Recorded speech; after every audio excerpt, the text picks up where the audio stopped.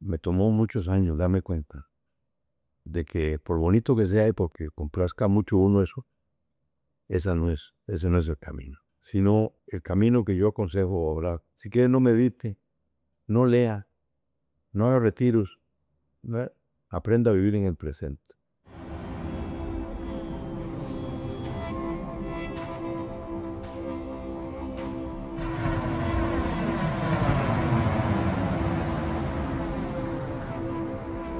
Hola, muchas gracias por su tiempo, muchas gracias por estar dispuesto o dispuesta a hacerse cargo de su propia vida. Muchas gracias por querer una vida mejor.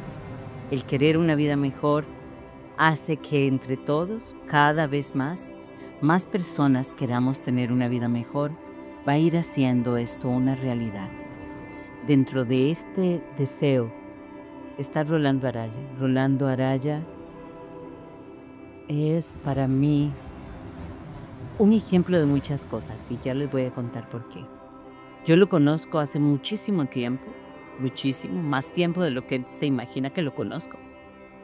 Y lo conozco porque lo conocí una vez que una hermana mía lo invitó a su casa a hacer un convivio sobre un libro que él escribió que se llama Vino Viejo en Odres Nuevos, ¿cierto? Vino nuevo, Vino nuevo, odre nuevo. exacto. Y ese día yo estaba en la reunión familiar y estuve escuchándolo. Yo, por principios dizque políticos, no me metía en política hacía mucho tiempo y él me llamó mucho la atención por toda su línea de pensamiento. Tiempo después, no muchísimo, pero tiempo después, conozco a Rolando, su hijo, y ahí, después de esto, Rolo me invita un día al programa de su papá. Fue para mí muy interesante encontrar en Rolando un pensador que ha ido transformándose a través del tiempo. Lo conocía como político, lo conocí después como escritor y ya después en el programa he ido viendo inclusive cómo en los últimos años, que van a ser muchísimos porque ya tenemos mucho tiempo de trabajar juntos los viernes, ha ido transformando todo su proceso, toda su forma de pensar además. Pero si ha habido alguien a quien yo he visto sufrir su espiritualidad, es a Rolando. Porque yo me preguntaba el otro día para mí mismo, si todos los que nos ven de atrás nos verán igual. Los principios espirituales que él ha venido cambiando y acogiendo lo han hecho pasar por la senda del lado oscuro, en el sentido de que ha sido la noche oscura del alma. Yo sé que la ha pasado mal. Y eso me ha hecho a mí observar mucho más todo su proceso, ver su valentía, ver su fuerza, su vulnerabilidad, su persistencia, su racionalidad y verlo a él en el jardín ahí pasando y friccionándose con él mismo. Sin embargo, espero que nos cuente un poco este proceso más adelante, pero mi interés es que ustedes lo conozcan no solamente como Rolando Araya, el político, sino como Rolando Araya, la persona. Muchas gracias, Rolando, por estar aquí, de verdad, Vale. te agradezco mucho. Bueno, muchas gracias por esas palabras muy elogiosas y llenas de satisfacción. Y muchas gracias por el gusto que me da de participar con usted, a quien admiro tantísimo y que con el tiempo cada vez la admiro más y más y más. De que haya hecho esta instancia aquí en que podemos conversar sobre las cosas que usted crea más apropiadas. Y en efecto, usted me conoció como político. A mí, en tanta confrontación política y combates que yo tuve, a veces la gente me preguntaba, bueno, ¿usted qué es? Pero la gente quiere saber, yo no tengo un título de algo. Yo no, mire, casi nadie lo sabe. Yo soy ingeniero químico, fue después que me eché a perder en política, ¿no? Pero, y entonces ya les daba la broma. En los últimos años he tenido que decir que si lo que lo define a uno más, entre todas las facetas que puede tener uno en la vida, es a qué le dedica más tiempo. Y esto que usted acaba de mencionar aquí, la espiritualidad, que ya yo venía desde hace más de 40 años con cosas muy básicas como el Silva Mind Control. Pero lo que me hizo estallar dentro de mí fue cuando descubro la conexión de la física cuántica, de la cual había aprendido yo en mi carrera de ingeniería química, no mucho, pero lo suficiente como para darme cuenta de qué se trataba esto. Y la espiritualidad, la ciencia y la espiritualidad, un tema que me apasiona. Y entonces digo, ahora si usted me pregunta a mí, ¿qué soy? Ahora ni político, ni ingeniero químico, ahora soy estudiante de física cuántica o espiritualidad cuántica.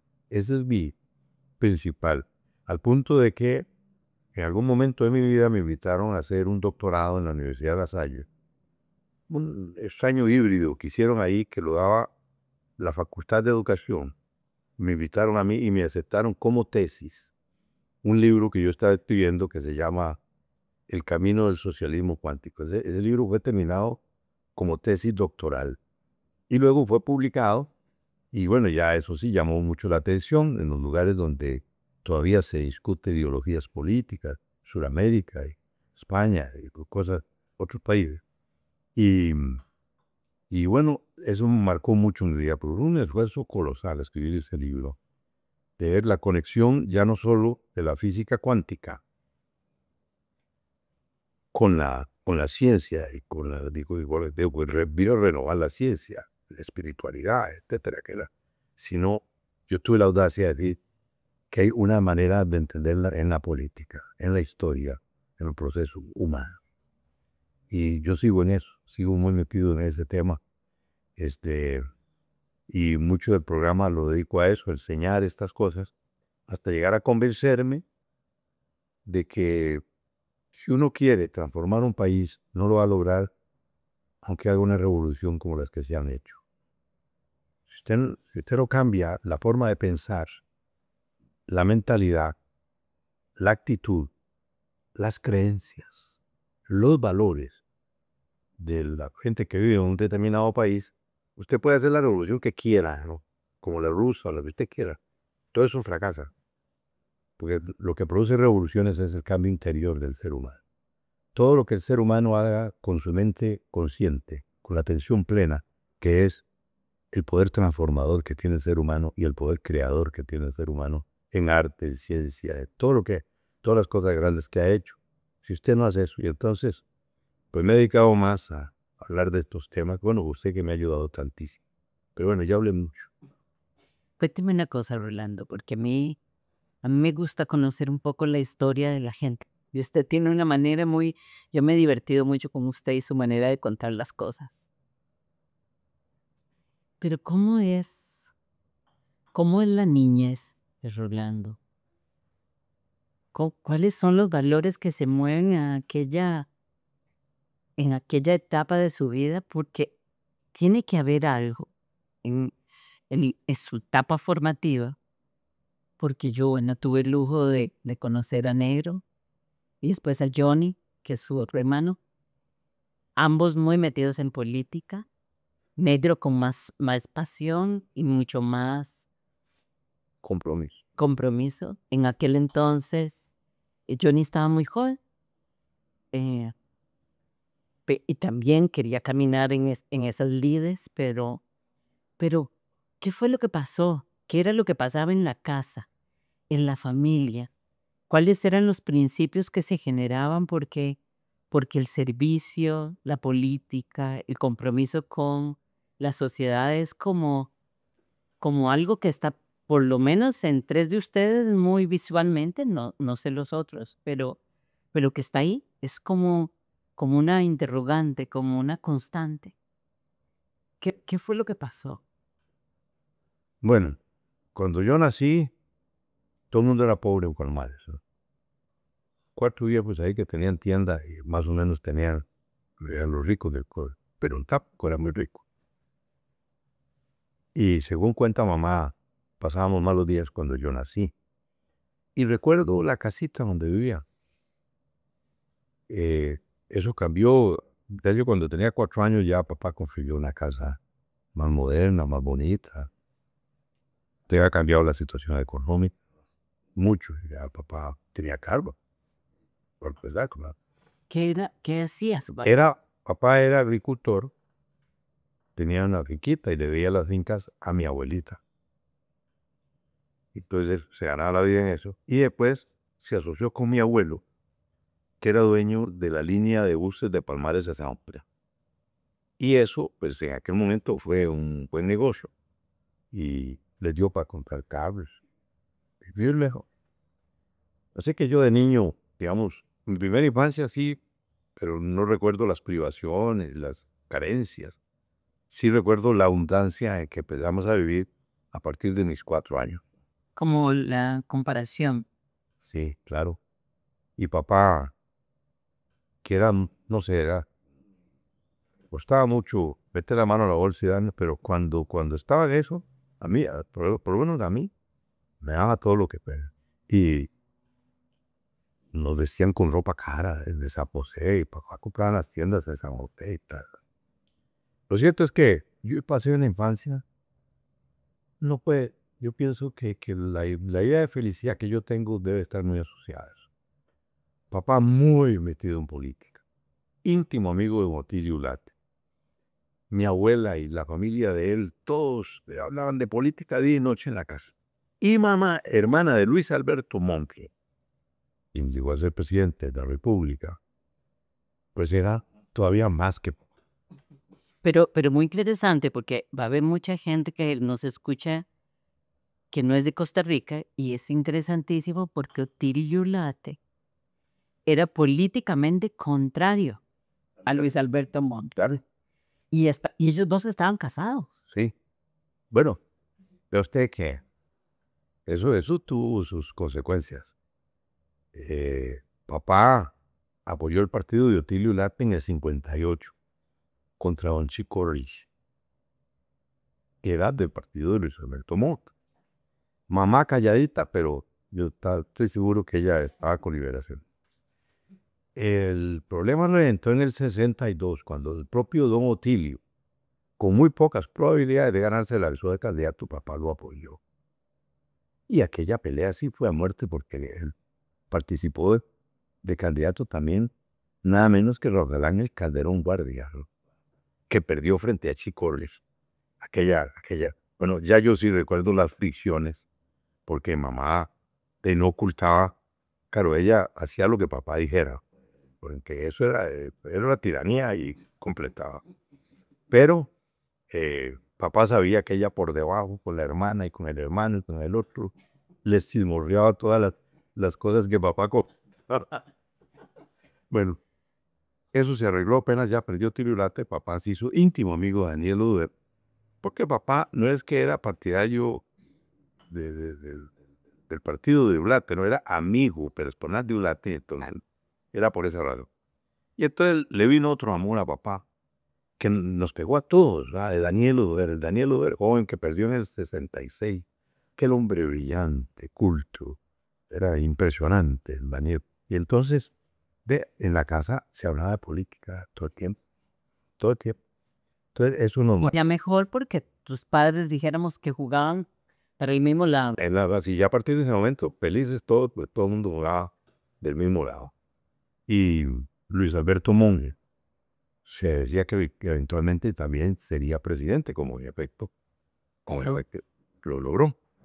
Bueno, y bueno, Luis Alberto aparecía de cuando en cuando en la casa. Era muy ligado a mamá. Pues después de la muerte de su madre, mi abuela, mamá se convirtió en la jefe de la familia Monge Álvarez. Entonces los hermanos se citaban a la casa nuestra y papá los quería mucho y los acogía. Siempre se lo agradecieron ellos, que fueron acogidos también en la casa nuestra. Y todos hablando de política. Entonces salimos de Daniel Loverio y entonces seguía Luis Alberto Monge. Entonces es un tipo de toda la manera. Mi Y hermano además la política era cotidiana. O sea, se hablaba al desayuno, se hablaba al almuerzo, en la comida, era... eran otros tiempos muy diferentes a los de ahora, donde esa frivolidad, indiferencia y ese desapego al problemas del país que nota uno en las nuevas generaciones principalmente.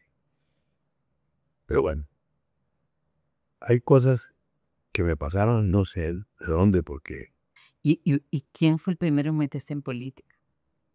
yo, de los hijos, Ajá. sí, sí. Pero bueno, atrasito venía mi hermano negro, que de pronto se ligó con un grupo de revolucionarios de izquierda que habían secuestrado a Cuco Arries aquí, Claro. y aquello era una fantasía. Y entonces lo captaron, lo adopcionaron y lo metieron en el marxismo y eso. Y él metió a Johnny. Johnny no le duró mucho, pero lo metió. Pero él lo intentó. Sí. Y mi hermano, uno que no he mencionado aquí, fue diputado y fue viceministro. También metido toda la vida te ha metido. Pero resulta que yo venía, Marieta, con algo, porque, bueno, a mí me impresionaba mucho oír hablar de ideologías y de filosofía y de plataformas políticas y de programas de gobierno. ¿No? Qué cosa me fascinaba a mí. Y bueno, entonces Liberación proveía mucho para eso. Tenían el centro de estudios en la Catalina. Ahí vivía Luis Alberto Monge, que era como el gran gurú ahí de aquel centro que tenía casi un toque mágico, o mejor dicho, espiritual. ¿No? Pero ya mucho eso. Y esto me encantaba, a mí me seducía estar en la Catalina, recibiendo conferencias de aquellos personajes cultísimos. Que además venían de todas partes. Sí, sí, venían de muchas partes del mundo, sí. Bueno, eso rápidamente me sirvió de puente para meterme en un mundo que marcó mucho mi vida, que no está conocido de Costa Rica, que ha sido mi vida internacional, ¿no? Con la socialdemocracia europea. Yo ahí jugué primera liga, ¿no? Ahí me metieron en, en cosas muy importantes. Me honraron. Felipe González, el presidente de España, creó una comisión terminando el siglo pasado. Llegó el momento de hacer una revisión de lo que significa hoy socialdemocracia. Entonces, citó a una serie de personajes de altísimo vuelo y me metió a mí ahí. Fue un honor de los más grandes que he recibido yo en mi vida. Y entonces nos veíamos con Felipe aquí en este continente, porque él escogió 2 por continente. Me escogió a mí y a Ricardo Lagos, que poquito tiempo después fue presidente de Chile. ¿No? Un gran personaje. Bueno, pero ya en esa época ya yo estaba tocado de otra cosa. Ya estaba metido con la cuántica, estaba metido con la espiritualidad. Mamá se acordaba que a la edad mía tenía yo 5 años y entonces me ayudaban a hacer la carta del niño. No le hacían la carta al niño para los regalos de Navidad. Y más o menos, pues ya los papás iban orientando y todos poníamos lo que ellos dijeran. Resulta que una Navidad y no, yo no quiero nada de eso. ¿Qué es lo que usted quiere? Una varita mágica. ¿Cómo una varita mágica? Eso me dijiste, no, ¿cómo que no? Ve, si ese niño Dios, él puede hacer varita mágica, pues puede hacer lo que sea. No, ¿no le parece que es mejor una bicicleta? Me dice mamá. Y ya la tenían de plaza.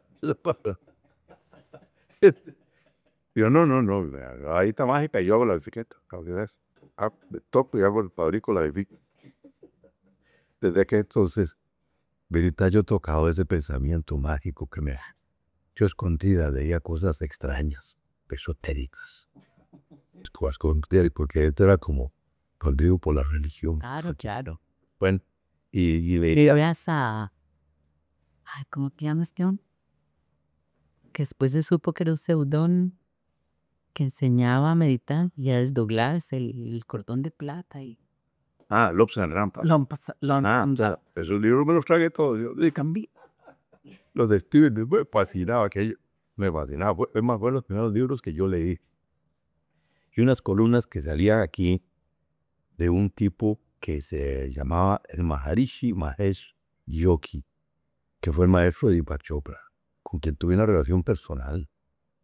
especialísimo. Yo tuve una reunión con Deepak, que agradezco tanto, no me diera tanta pelota a mí. Fui a cursos de él en Estados Unidos. Bueno, y cada vez que venía aquí, me ponían a decir algo antes de las conferencias de Deepak. Pero ya yo venía metido en ese mundo de la espiritualidad.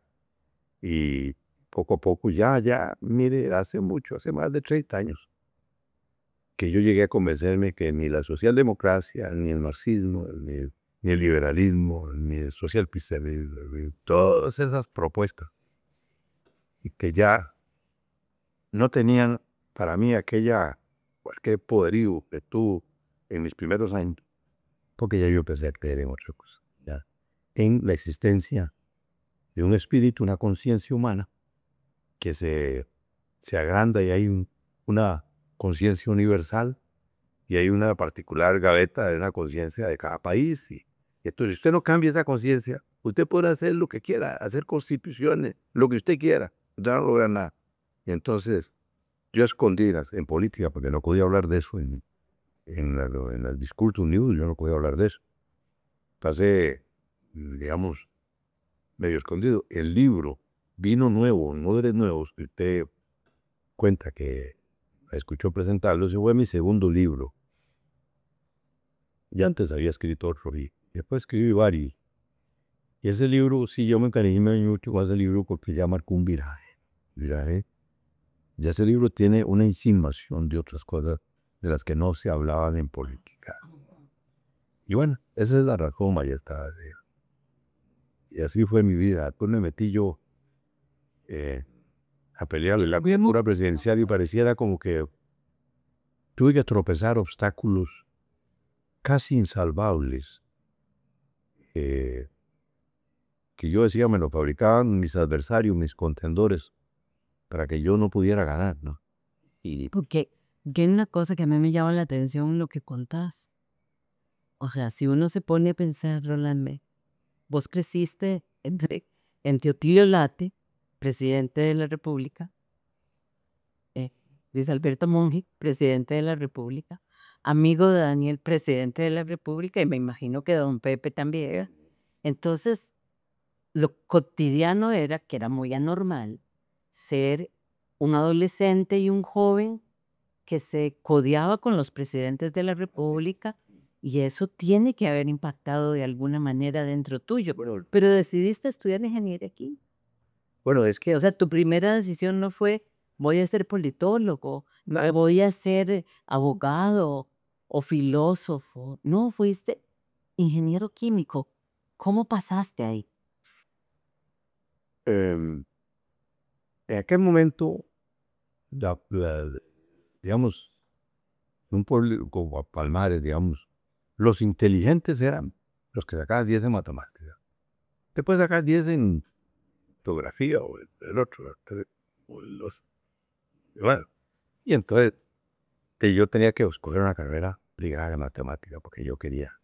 Bueno, claro.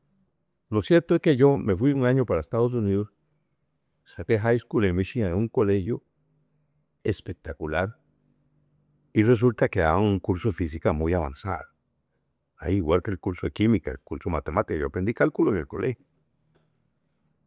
Y el profesor de física era el autor del libro de texto que se usaba, yo no sé si en Michigan o en todo Estados Unidos, ahí lo tengo. El doctor Wilcox, profesor también en la Universidad de Kalamazoo, que era una de las mejores universidades en física teórica. En mi segundo semestre me dijo, eh, Araya, usted es excepcionalmente bueno en física. ¿Por qué no se queda aquí después de que termine el colegio? Yo le consigo matrícula en Kalamazoo, estudiar física teórica. Y yo, por más que la estaba pasando requete bien, yo estaba deseando venirme, primero porque aquel magnetismo familiar en casa ha sido terrible, pero además estaba enamorado de él. Y yo estaba deseando regresar, pero deseando, contaba los días, así como que alguien estuviera en la cárcel, apuntaba con palitos.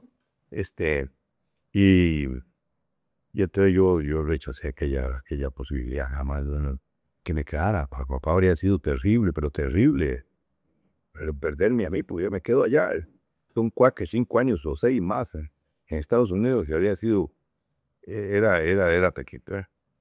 Pues vengo aquí y digo, ¿qué es lo más parecido a la física? Caramba. Pues lo que pasa es que estudiar física en Costa Rica era otra cosa, porque aquí estudiar física era poder, lo máximo era llegar a ser profesor de la propia universidad. Nada más, porque aquí, ¿de dónde aplica el PIB? No hay laboratorios de investigación ni nada. ¿Sabes?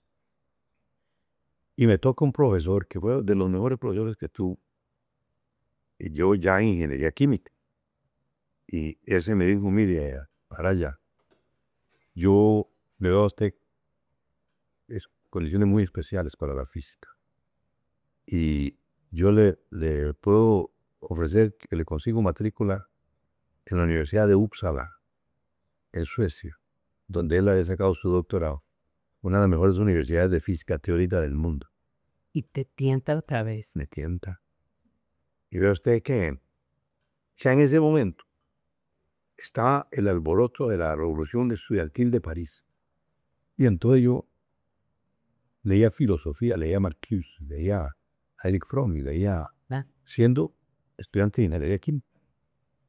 Yo estaba fascinado con aquello, y esto ya tocaba por la política, ¿no? ¿Okay? Termino la carrera de ingeniería química, entonces digo, nada, voy a estudiar economía, y hice algunas gestiones y tenía grandes posibilidades de ir a estudiar a Inglaterra, un posgrado en economía. En eso me llega una invitación, porque necesitaba un ingeniero químico, y ir a buscarlo a la facultad y me lo recomendaron a mí en la facultad. Dijeron, queremos aquí, que se gradúa ahora en diciembre, queremos el que saque mejores notas, nos lo llevamos con el y me recomendaron a mí. Entonces me hablaron y yo me quedé muy sorprendido, bueno, pero hay practica Erasmus, ¿no? Para un ingeniero químico, pero, ¿verdad? Y entonces... ¿Ya te habías casado? No, estábamos solteros, le digo.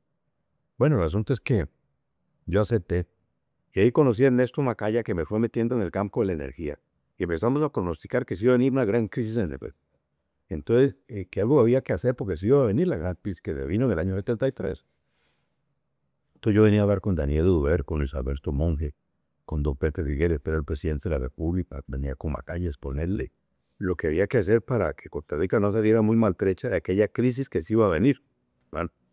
Y el asunto es que yo me tuve que venir de Punta Arenas y no vine a estudiar, porque ya llegué y me conseguí un trabajo aquí en otra fábrica muy grande de textiles, y ya estaba armada la campaña de Daniel Duber.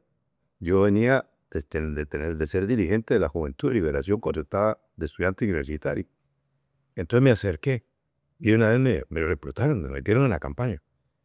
Y Daniel me conocía a mí porque yo cada rato hablaba con él por el tema de la física, de la energía. Entonces, y estaban todos los jóvenes ahí reunidos y yo era como el nuevo en el grupo. Y Daniel, de todos los muchachos, Daniel, que cuándo podemos hablar con usted, que no sé cuánto y qué tal. Y entonces él daba bromas. Y así que todo le ha dicho, dice, Rolando, ¿dónde va el fin de semana usted? Daniel, candidato. Voy para Nicoya. Ah, bueno, pásese a La Flor, pero necesito hablar con usted. Amiga de Daniel. Entonces me voy yo con La Flor. Y me dice Daniel, vea, yo no sé qué planes tiene usted, ¿qué va a hacer?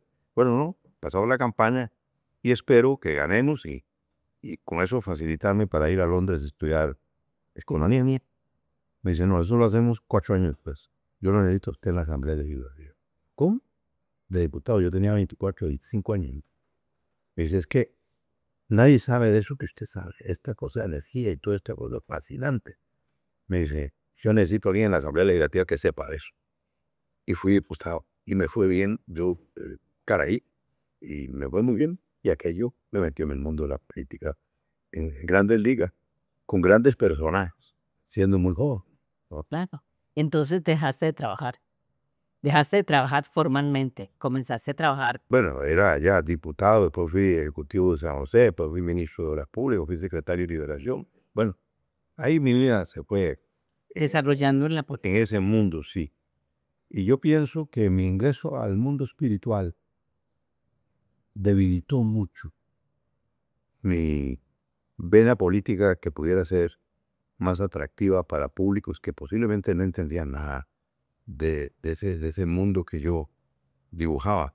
Un día delante de don Pepe y de Andy Luz Albert, empieza a hablar un tema y entonces yo suelto una frase diciendo, no, la política tiene que tener otro sentido, dije, porque el bienestar de que ustedes están hablando no puede ser decretado, solo puede ser conquistado.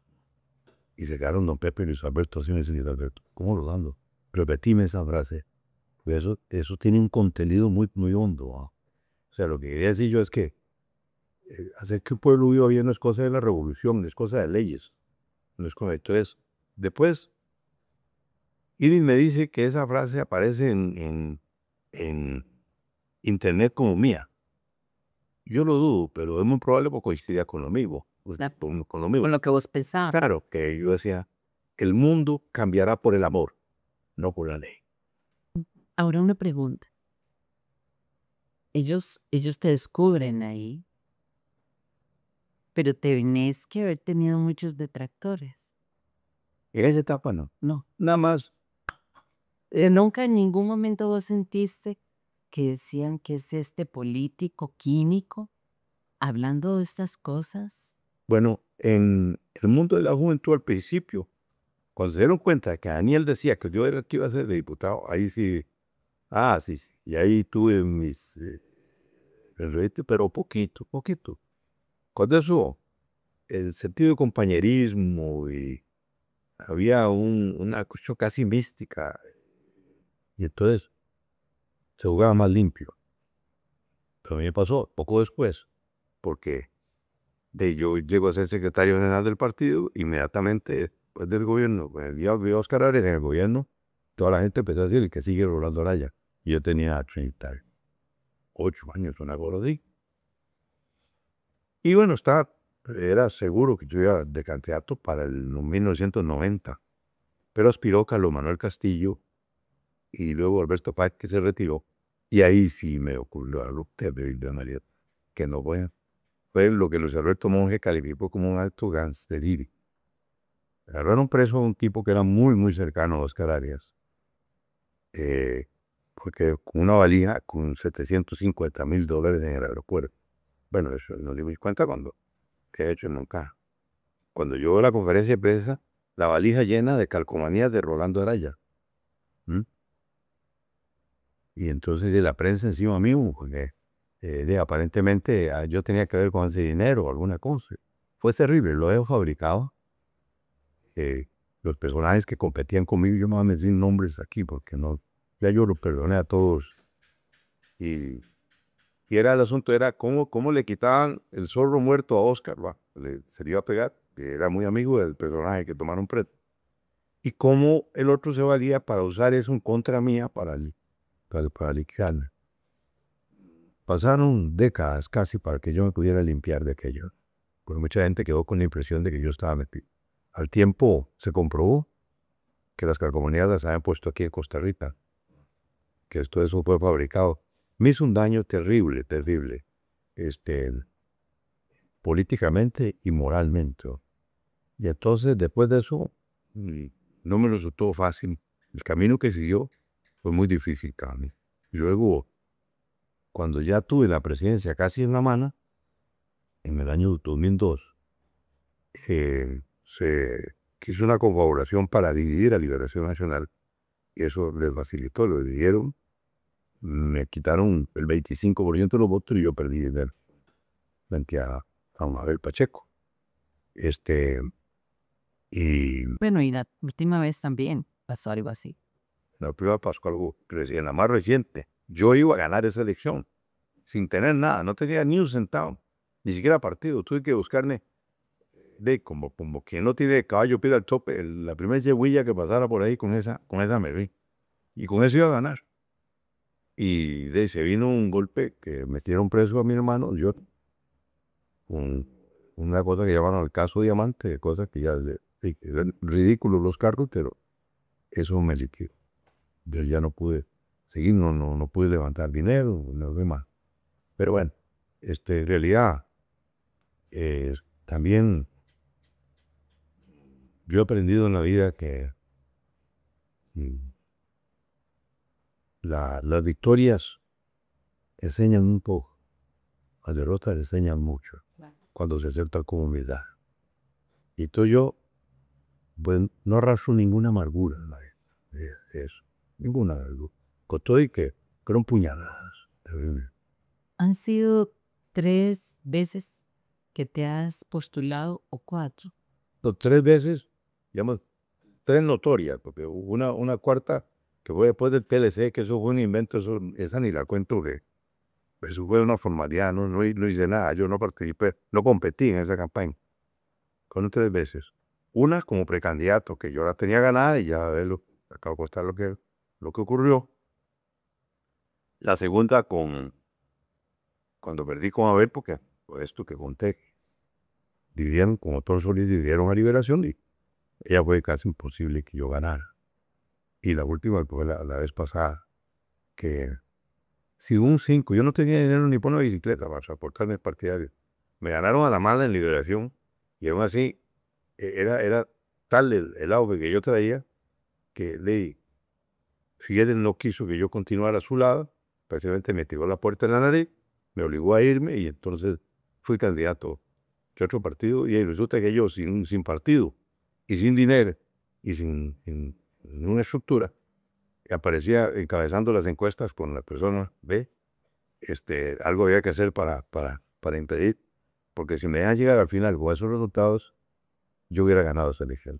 Ahora, Rolando, el llamado espiritual, ¿en qué momento aparece y se vuelve tan fuerte como ha sido en los últimos años? Y desde ese lugar espiritual, ¿cuál es, o sea, qué es lo que vos podés entender como algo que te haga comprender desde un lugar de aprendizaje todo este proceso? Yo venía tocado, ya había leído los Rampas, ya andaba trayendo con eso. Resulta que viajo a Taiwán, siendo ministro. Iba en una delegación que encabezaba el expresidente Daniel Hoover.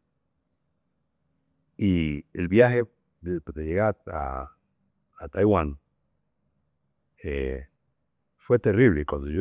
Y teníamos, el mismo día que llegamos a las 11 de la mañana, después de un vuelo infame por Hawái, pasamos a Tokio, de Tokio con cambio de avión, fue terrible. Llegué yo con una gripe, pero demoledora. Se dio una vez dije, yo no voy a poder ir hoy a las 5 a la reunión con el presidente. Pero eso es imposible, era una ofensa. O sea, era un personaje legendario, era hijo de Chiang Kai-shek, que había combatido entre Mao Zedong y Guaral. Y entonces me trajeron un personaje que me hizo una dígita pintura en la cabeza, me tocó unos puntos aquí, me metieron en una tina con agua muy caliente, me sacaron, me envolvieron en cobijas, que sudara y sudara, y me durmiera, me dieron unos tecitos. Me desperté a las 2 horas, sin absolutamente nada. Cuando yo llegué contando aquello aquí, lo que me había pasado, de que una gripe, pues sí, lo pueden aliviar a uno.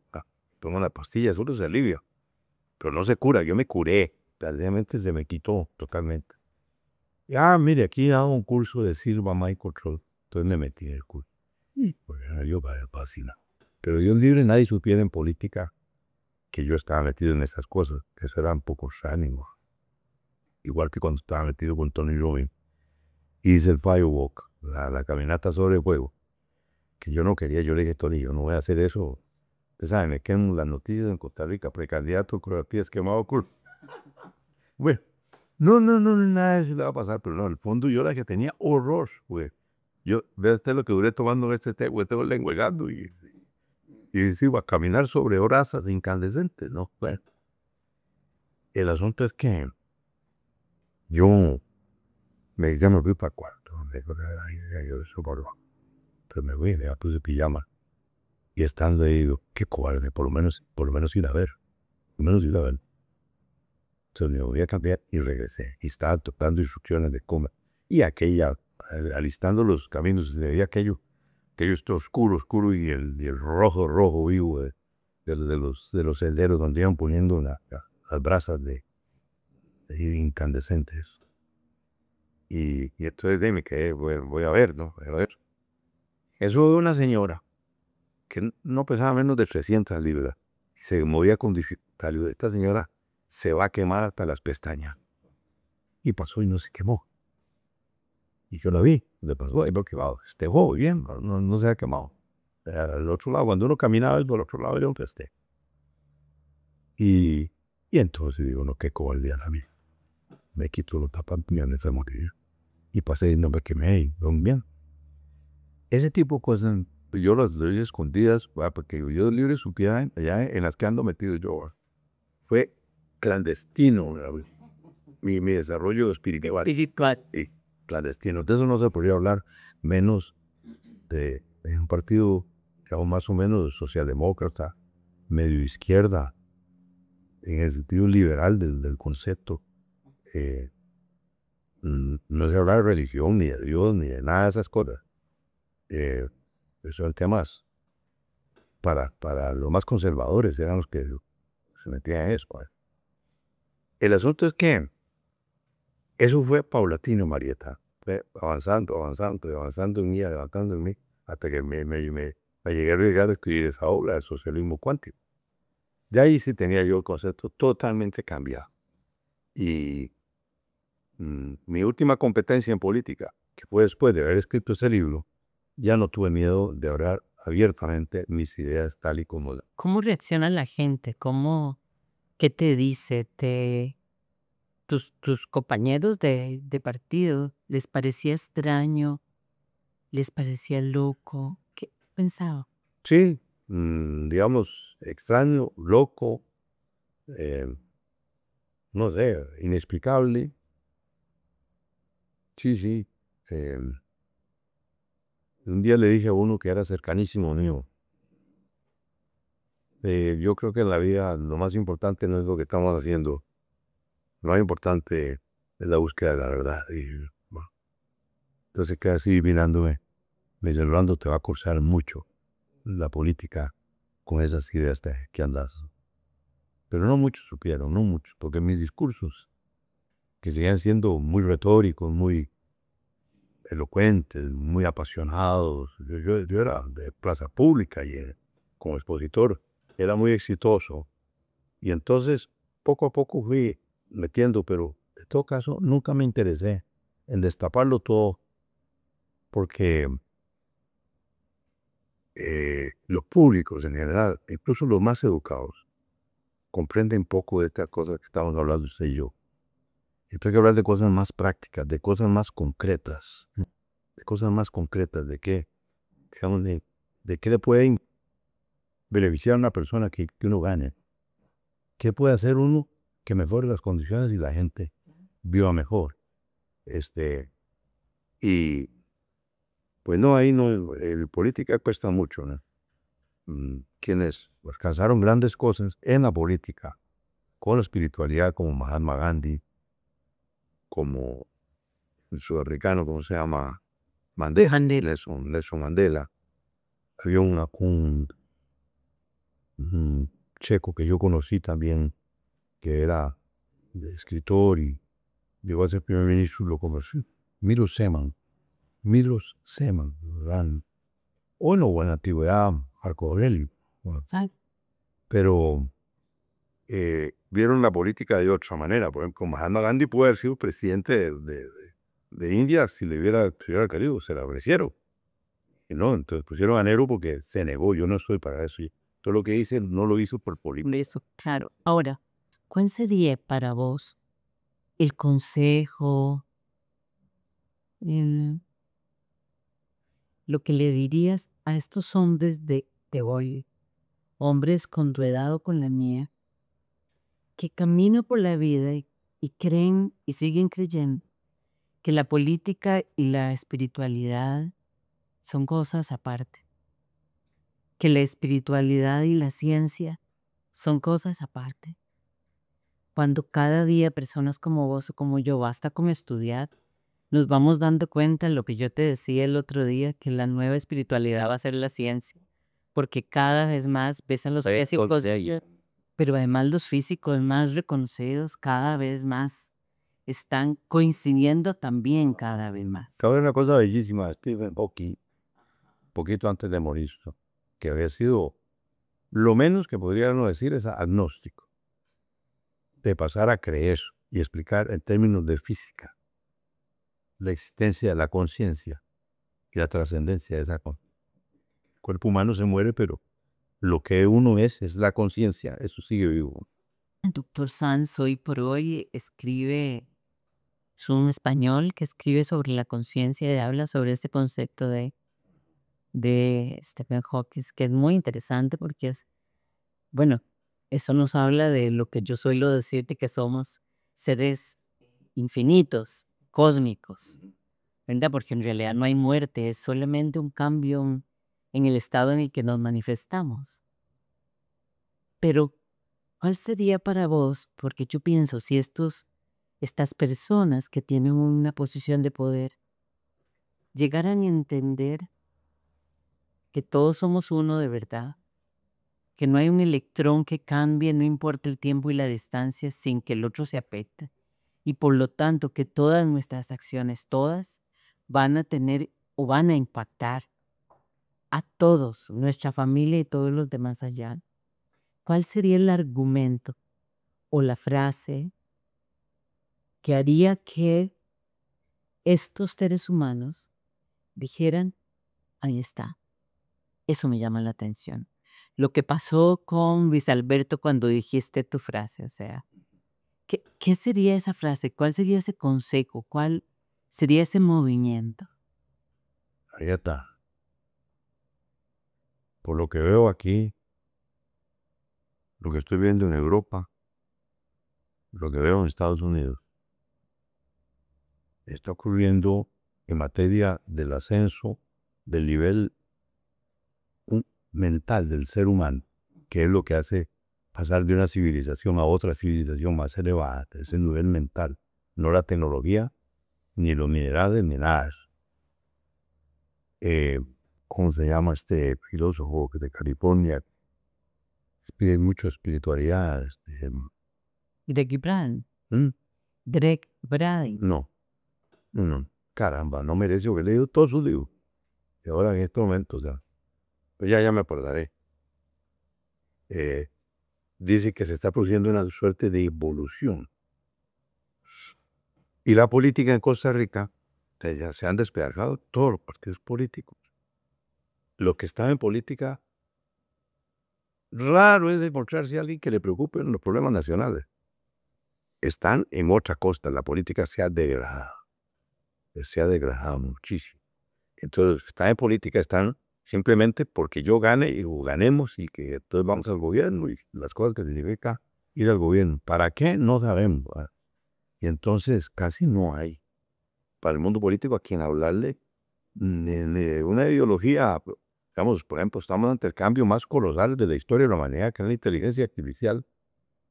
Y eso, usted oye hablar de esto y, digamos, en los programas de televisión, en los libros que están publicando, en otras partes. Aquí no se habla de absoluto, ni siquiera se toma en cuenta. Y es lo que va a determinar, no hacer la política. El cambio tecnológico está determinando el cambio de la humanidad. Y entonces, pues ya ahora, con la gente que interactúo, encuentro hay gente muy amiga mía, muy metida en política, que yo ni siquiera hablo de eso. Pero hay otros muchos que están, digamos, más ligados a mí por lo que les produce mi programa de radio, los libros que yo he escrito y esa cosa. Y entonces, con eso sí puedo hablar muy abiertamente de estas cosas. Pues bueno, yo no creo que el cambio lo vayan a producir los políticos. No, yo creo que el cambio lo vamos a producir nosotros y cada vez más, Rolando, yo creo que es el efecto hormiga, de uno a uno. Yo, al igual que este autor, creo que estamos en un proceso de Ken Wilber. Ken Wilber, ¿verdad? Y el psicólogo, o sea, claro, por supuesto. Ken Wilber y todos estos cómo explica todos estos procesos. Yo estoy convencida que es pues así. Tal vez la diferencia es que yo creo en la armonía a través del conflicto.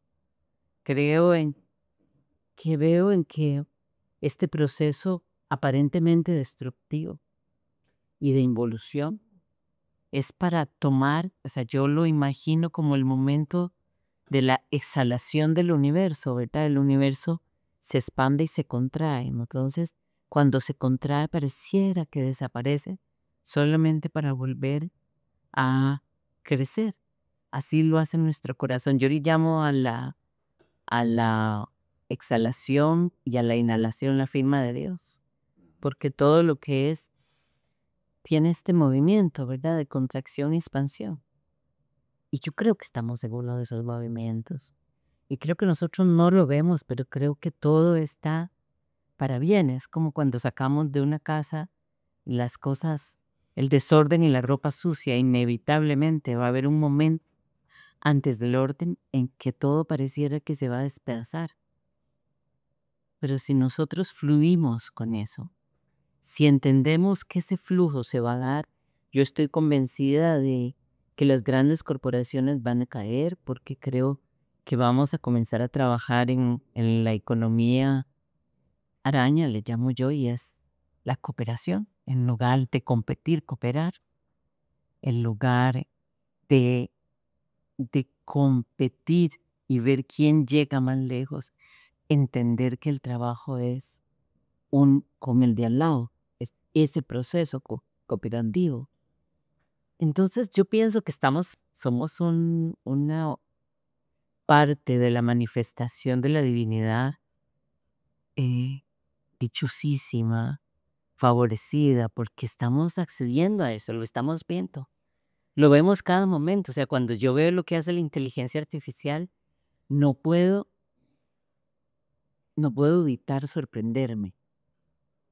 Pero también la sorpresa que me da la inteligencia artificial es en base a la información que yo he guardado en ella. Me explico, a la forma en que yo pregunto, a la forma en que yo le he dado datos. Entonces al final es una manifestación permanente, clara, que ahora nos llega a todos, del poder de la creación que nosotros tenemos. Y no lo estamos viendo así. Ahora, yo estoy en ese instante, eso que acabas de decir del poder de la creación. Darme cuenta de que como un personaje como Mozart componía aquellas cosas y todas sus composiciones en limpio, y no tenía borradores, todo era en limpio. Parecía como que era dictado. Era dictado aquellas cosas grandiosas que él compuso.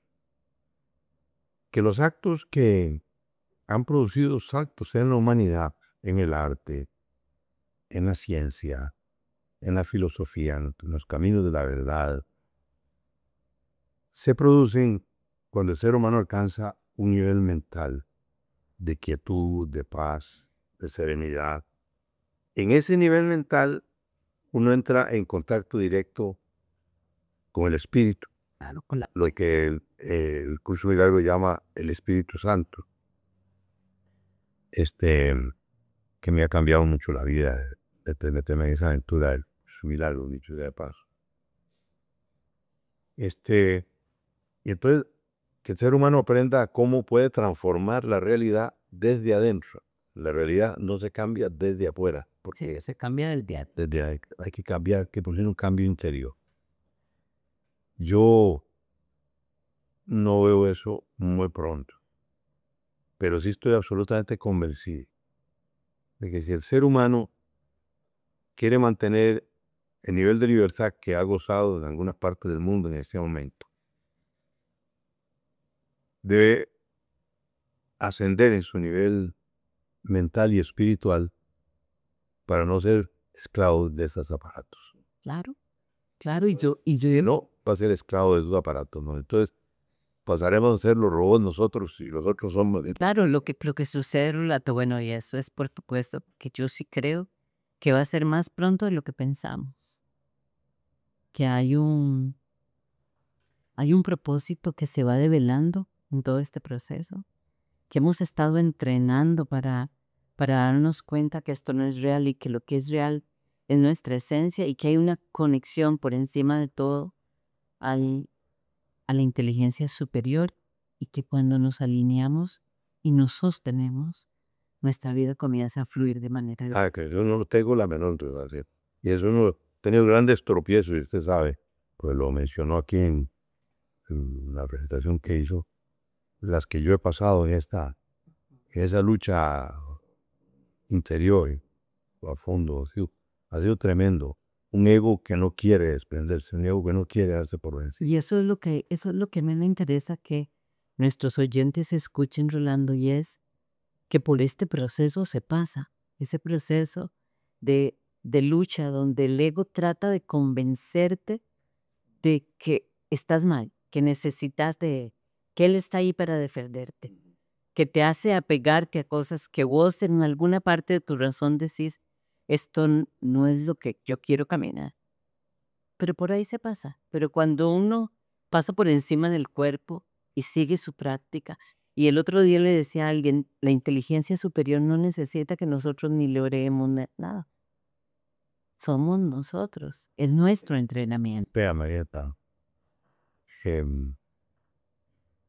Costa Rica ha tenido una historia de paz que contrasta con la región en la que estamos, llena de guerra, de sangre, de conflicto y tal. Ha tenido un culto, digamos, no intelectual, sino en la cotidianeidad a la igualdad. Yo fui a la escuela y, digamos, mi familia nunca fue rica, pero eran los que vivían bien, teníamos finca. Compartíamos con los hijos de los peones que trabajaban con papá y los otros amigos, a mí. Y no había ninguna diferencia entre nosotros. Costa Rica es un otro país de que la región no es posible. Esa igualdad y ese espíritu hizo posible que aquí cultiváramos la democracia y que fuéramos un pueblo libre, no porque la Constitución lo dice, sino porque la cultura, el quehacer, la convivencia nos ha producido eso. Y ahora este pueblo está crispado, está resentido, está herido y quiere soluciones violentas, quiere rápidas. Entonces, parte del debate que hay hoy día es eso. Y yo pienso que hay muchos problemas que resolver en el campo social, en el campo económico, en el campo educativo, en el campo de la salud, en el campo de la infraestructura, muchos problemas, pero requieren ideas distintas a las que se están usando hasta este momento. Pero lo que más urge es ver cómo serenamos, devolvemos esa paz, esa naturalidad de la actuación del costarricense medio, que es lo que ha hecho posible que este país pequeñito y país, ya llamémosle, menos desarrollado o subdesarrollado, de hecho las 20 democracias plenas del planeta, que estemos ocupando lugares muy elevados en esas calificaciones. Porque dejar que este desenfreno siga y esta propensión a la violencia y al autoritarismo siga, puede llevarnos a algo muy, muy lamentable, muy lamentable.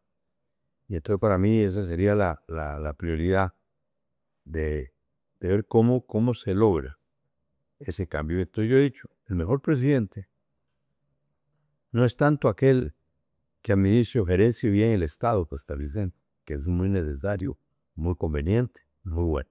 Pero ese no es el mejor presidente, aquel que logre inspirar a su pueblo. Bueno, y yo creo, Rolando, que nosotros tenemos, y me refiero a nosotros, a usted y a mí, tenemos la obligación de hacer nuestra parte. Creo que Cubaces Tiernos, este programa, otras cosas que estamos haciendo, tienen como intención enseñar, Esa es. inspirar, para que la gente se dé cuenta que tiene posibilidades. que el miedo, el sufrimiento, el dolor, el pecado y la culpa son nuestras ideas. Y esas ideas se están reflejando en este lienzo como violencia y sufrimiento y dolor, pero que es un momento único para salir de aquí. Yo quiero agradecerte mucho que estés aquí, que hayas venido, y me gustaría que le dijeras a las personas que nos escuchan y nos ven unas últimas palabras de reflexión para que nos demos cuenta que todos tenemos esa posibilidad de cambiar, todos, aunque creamos que no. Yo quisiera contarles, a hacer esta invitación, algo así como un llamado a lo que me estás pidiendo que haga, de que independientemente de los cursos con las enseñanzas de práctica de desarrollo mental que yo aprendí, meditación, relajación, técnicas de respiración especiales, que ahora estoy muy contento porque he encontrado un poder enorme con las técnicas de respiración. Sin embargo, con todo eso, yo estaba cultivando lo que Eckhart Tolle llama un ego espiritual. Tenemos también un ego espiritual, un ego que por el desarrollo espiritual empieza a sentirse diferente a los demás, mejor que los demás, que no sé cuánto está. Y bueno, yo tomé la vía con una pasión muy grande de la lectura, la investigación. Entonces leía y leía y leía y compraba libros aquí y allá entonces cogí la vía intelectual. Me tomó muchos años darme cuenta de que por bonito que sea y por que complazca mucho uno eso, ese no es el camino. Sino el camino que yo aconsejo ahora, como dice Eckhart Tolle, si quiere no medite, no lea, no haga retiros, aprenda a vivir en el presente, aprenda a vivir en el ahora, el aquí y el ahora. Y en eso, pues de esas técnicas de respiración, usted me enseñó una. Después leí un libro de Rubén Sosa, un autor español muy famoso sobre el tema de la respiración. Y entonces yo les digo que ya el sentido de mi vida y que no hay otra cosa que pueda darle más sentido a la vida, que es la búsqueda de uno mismo, saber quién soy, saber mi parentesco con Dios, qué es mi conciencia, quién soy yo, porque no somos ni este cuerpo, ni este nombre, ni nada, sino el espíritu que nos da la vida, eso es lo que es uno. Y el día que el cuerpo desaparezca, el cuerpo muera y ya se entierra, queda viva esa conciencia que ha vivido ese espíritu. Entonces, ni el dinero, ni la fama, ni las cosas que cultivamos en la vida resultaron nada importantes.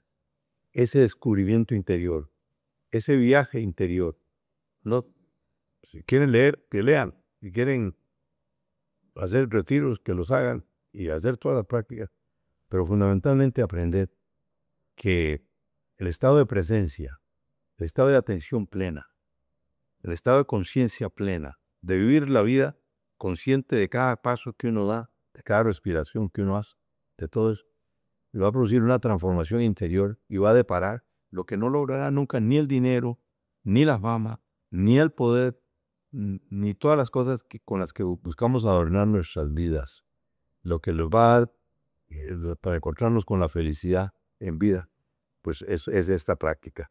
Y yo encuentro que ojalá las religiones lo comprendieran así, que el sentido no es tanto buscar a Dios y encontrarlo después de que uno se muere. No, la gracia es encontrarlo antes de que uno se muera. Entonces, esta vía le ofrece a uno esa oportunidad. Muchas gracias, Rolando, muchas gracias de verdad. Para mí es maravilloso que ustedes puedan ver el proceso y cómo una persona con tantas posibilidades escoge transitar este proceso de una manera diferente. Les agradezco mucho a todos ustedes porque estén allá. Le agradezco a Rolando el estar aquí y espero de verdad que todo esto les ayude a tener una vida mejor. Muchas gracias.